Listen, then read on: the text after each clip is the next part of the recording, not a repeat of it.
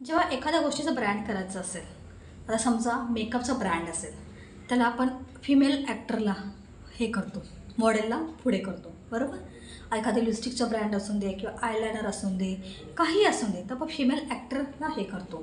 खरं एक ब्रँड आहे, त्यांनी काय केलं माहिती आहे का, त्यांनी फिमेलला नाही, त्यांनी मेल ॲक्टरला घेतलेलं आहे. का सांगते, कारण की लिपस्टिकच्या ॲडमध्ये जर फिमेल ॲक्टरला घेतलं तर ती 3 दिवसाचं कॉन्ट्रॅक्ट करणारच, बरोबर. आणि मग त्याच्यामुळे काय होणार, जास्त पैसे होणार त्याचे. 3 दिवसाच्या कॉन्ट्रॅक्टच्या हिशोबाने ती एकाच म्हणजे ती 3 दिवसाच्या ॲडचे ती नाही म्हणतात तरी 4-5 करोड तर कुठे केले नाही. खरं ह्या ब्रँडकडे पैसा पण आहे, खरं या ब्रँडने काय केलं, काहीतरी पण वेगळंच करायचं, म्हणून ह्या ब्रँडने ह्या वेळेस एका ॲक्टरकडनं लिपस्टिकची ॲड करून घेतली. बघा, ऐकायला किती वेगळं वाटतं. आता तुम्ही बघत असा मेबलिन, लॅक्मे वगैरे सगळ्या ॲडसाठी कोणी पण हिरोईन्स आहे.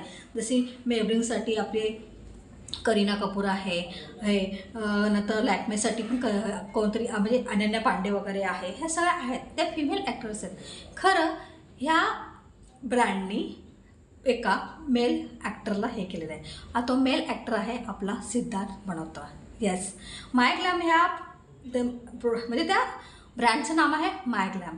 ह्या माय ग्लॅमनी लिपस्टिकच्या ॲडसाठी सिद्धार्थ मल्होत्राला घेतलेलं आहे.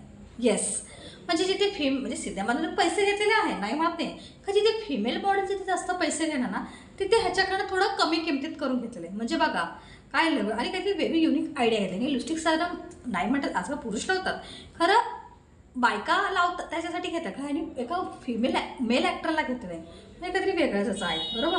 तर अशाच वेगळ्या माहितीसाठी चॅनल लाईक, शेअर आणि सबस्क्राईब करा.